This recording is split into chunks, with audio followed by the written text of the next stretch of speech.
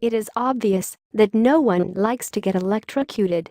Electrocution and electric sparks can be dangerous and harmful to many organisms and has proved to be fatal in many scenarios. Today we will be talking about the dangers of electricity, its precautions and its first aid. We will start off by understanding what electricity is exactly. Electricity in its simplest terms can be described as the presence or existence of moving charged particles resulting in the form of energy.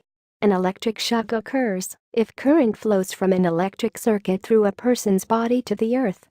It also occurs when a person comes into contact with an electrical energy source. This can happen if there is damaged insulation or faulty wiring.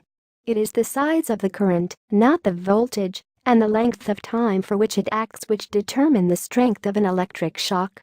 Damp conditions lower the resistance of a material, which in turn increases the intensity of the electric shock.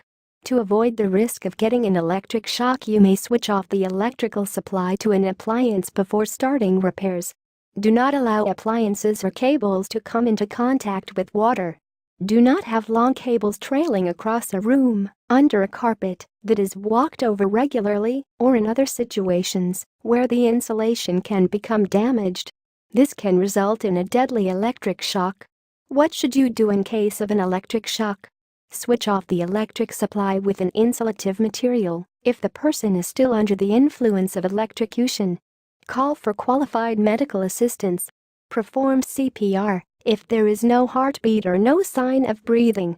Now, electrocution isn't the only possible hazard related to electricity. Fire risks are also a great threat to our safety. What can possibly cause electric fires? 1. Faulty outlets, appliances. Most electrical fires are caused by faulty electrical outlets and old, outdated appliances. 2. Light fixtures. Lamps, light fixtures and light bulbs are another common reason for electrical fires. Installing a bulb with a wattage that is too high for the lamps and light fixtures is a leading cause of electrical fires. 3. Overloading a socket. Overloading sockets may cause overheating around the area and possibly cause a fire. 4. Space heaters.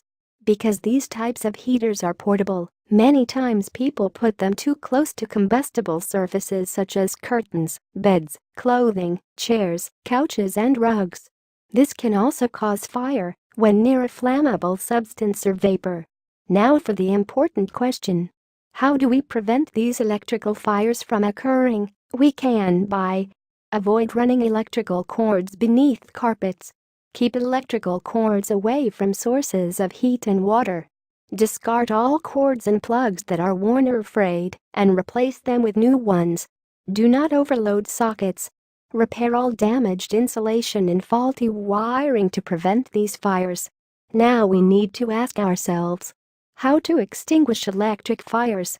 Never try to cool with water, because water conducts electricity and can give you an electrical shock. We can smother fire with blanket or Type C extinguisher. Seek for expert and medical assistance. Use sand to put off fires. Baking soda can put out small flames. This is all for today's presentation, and we hope you found this useful and helpful. Thank you.